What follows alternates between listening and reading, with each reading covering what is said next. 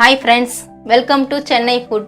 இன்னைக்கு நாம தக்காளி தொக்கு எப்படி செய்யறதுன்னு பார்க்க போறோம். வாங்க பார்க்கலாம். வீடியோக்குள்ள போறதுக்கு முன்னாடி வீடியோக்கு கீழே இருக்கிற subscribe பட்டனை கிளிக் பண்ணி subscribe பண்ணுங்க. பக்கத்துல இருக்கிற bell பட்டனையும் கிளிக் பண்ணுங்க.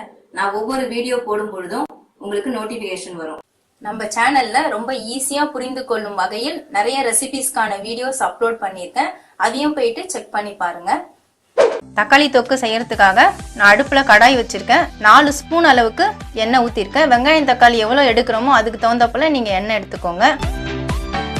1/2 ஸ்பூன் கடுகு, 1/2 ஸ்பூன் உளுத்தம்பருப்பு, 1/2 ஸ்பூன் சீரகம் இது எல்லாத்தையும் எண்ணெயில சேர்த்து விட்டுறலாம்.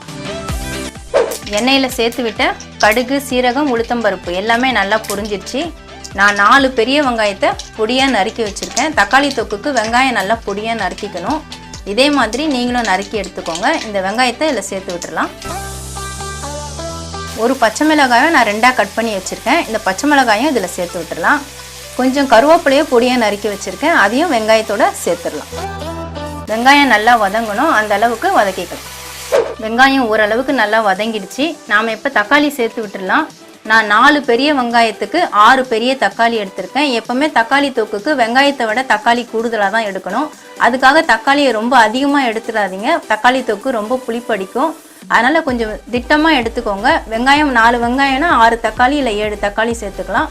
இப்போ நான் 6 பெரிய தக்காளி 4 பெரிய வெங்காயம் எடுத்தேன். அதுக்கு இது சரியான அளவாக இருக்கும். இப்போ நான் தக்காளியை அதில் சேர்த்து விட்டுறேன்.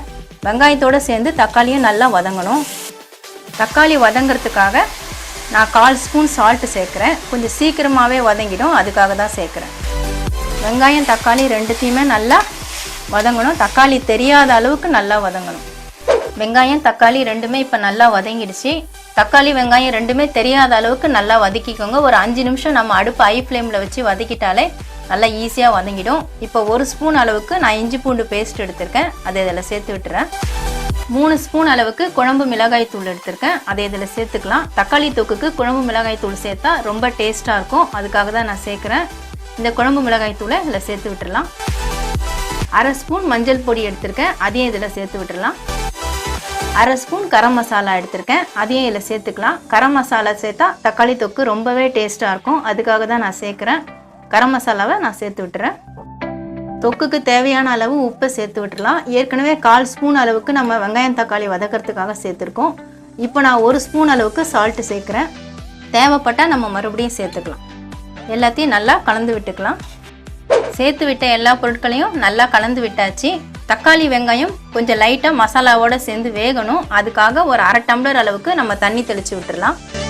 ரொம்ப தண்ணி சேர்க்க வேண்டாம், கொஞ்சமாக சேர்த்து விட்டால் போகிறோம். நல்லா கலந்து விட்டுக்கலாம். நல்லா கலந்து விட்டாச்சு. இப்போ அடுப்பு மீடியம் ஃப்ளேமில் வச்சுட்டு ஒரு 5 நிமிஷம் நாம் மூடி போட்டு விட்டுடலாம். தக்காளி தொக்கு மூடி போட்டு விட்டு 5 நிமிஷம் ஆயிடுச்சு.